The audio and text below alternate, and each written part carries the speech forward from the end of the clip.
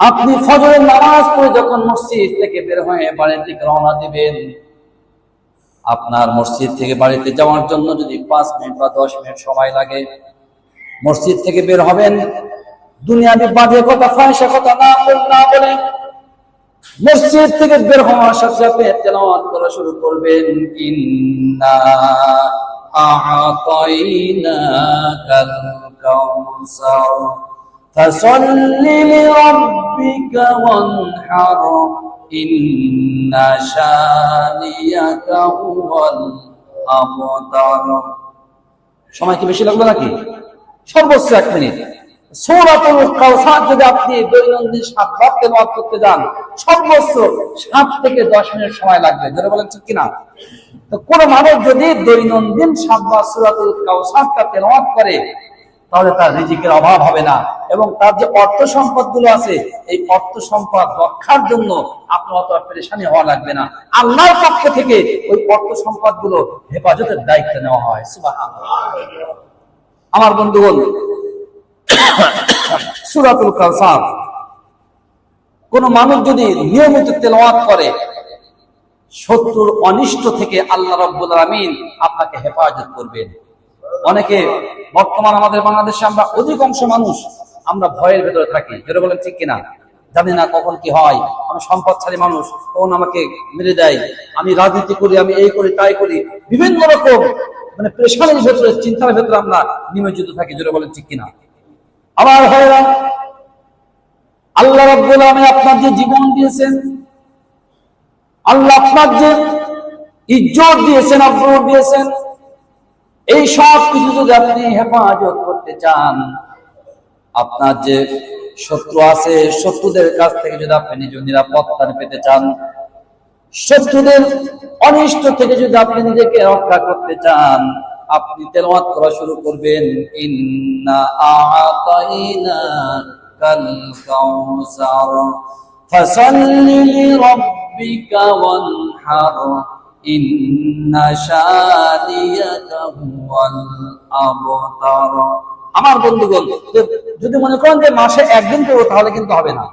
আপনাকে নিয়মিত আমল করতে হবে, প্রত্যেক দিন সূরাতুল কাউসার তেলাওয়াত করতে হবে। কোরআনুল কারীম এমন একটা কিতাব, এমন একটা জীবন বিধান, এমন একটা গ্রন্থ, এই কোরআনের মধ্যে সবকিছু আছে, আমরা জানি না, আমরা বুঝি না। আল্লাহ রাসূল সাল্লাল্লাহু আলাইহি সাল্লামকে হত্যা করার জন্য আবু জেহেল, আবু লাহাব, উতবা, শাইবা, ওলীদ বিন মুগীরা দলেরা সর্বদা সব সময় রাসূল সাল্লাল্লাহু আলাইহি সাল্লামকে হত্যা করার জন্য তারা ওত পেতে থাকতো। যারা বলেন ঠিক কিনা? আমরা তো বিভিন্ন ব্যবসা বাণিজ্য, বিজনেস, বিভিন্ন ঝামেলায় থাকি। আবু জেহেলদের কাজ ছিল আল্লাহ রাসূল সাল্লাল্লাহু আলাইহি সাল্লামকে উৎখাত করার মিশনটা ছিল 1 নম্বর মিশন। আমার নবীকে হত্যা করবে, ইসলামকে উৎখাত করবে, রাসূলকে সিলে ধরে নিশ্চিহ্ন করে দেবে। এটাই ছিল আবু জেহেল, আবু লাহাবদের 1 নম্বর মিশন, 1 নম্বর চাকরি। আমার বন্ধুগণ, চারিদিকে শত্রু, কোন মানুষ আবু জেহেলের ভয়ে কথা বলে না, অথচ বিশ্বনবী সাল্লাল্লাহু আলাইহি সাল্লাম আল্লাহ রাব্বুল আলামিনের নির্দেশ পাওয়ার পরে কোরআনুল কারীমের দাওয়াতি কাজ শুরু করেন। কাফেররা তরবারি নিয়ে আমার নবীকে হত্যা করার জন্য আসে।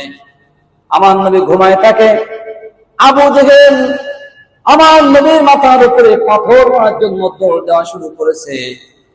আমার ভাইরা, রাসূল ঘুমান্ত, রাসূল নামাজের মধ্যে আছে, আবু জেহেল পাথর নিয়ে নবীজির মাথার মধ্যে নিক্ষেপ করবে, চ্যালেঞ্জ করেছে। আমার নবীজি নামাজের সিজদায় আছে, আবু জেহেল কোন দিক থেকে আসে, রাসূল তো একবারের জন্য ভ্রুক্ষেপ করে না।